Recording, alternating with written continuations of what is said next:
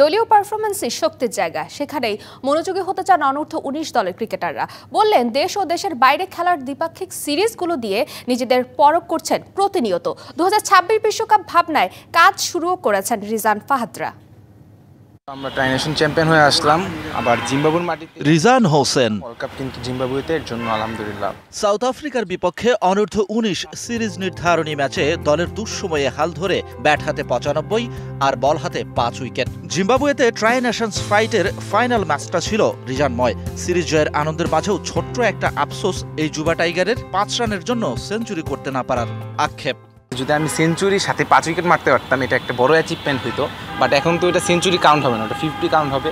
But unfortunately ওটা একটা ডিসিশনটাও doubt ছিল, আম্পায়ার একটু দিয়ে দিচ্ছে, ওটা আম্পায়ারকে আমি রেসপেক্ট জানাই।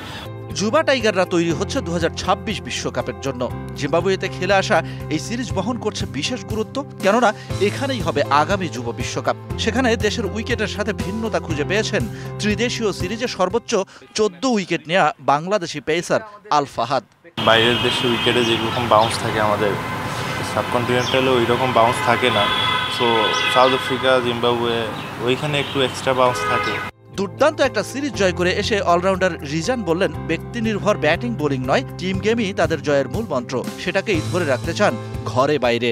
আমি ভাবি টিম গেমটাই মূল চাবিকাঠি। সবাই মিলে একত্রে ১১ জন মিলে যদি কাজ ভালো খেলতে পারি, তাহলে রেজাল্ট অবশ্যই আমাদের পক্ষে আসবে। বিশ্বকাপ ভাবনায় এই যুবা টাইগারদের মাঠের ক্রিকেটে ব্যস্ত রাখতে চায় বিসিবি। আসছে সেপ্টেম্বরেই আবারও দ্বিপাক্ষিক সিরিজ। এবার রিজান ফাহাদদের গন্তব্য ইংল্যান্ড। সো ইংল্যান্ডে যাওয়ার জন্য আমরা প্রিপেয়ার্ড হচ্ছি। Shahan Papon, DBC news, Dhaka.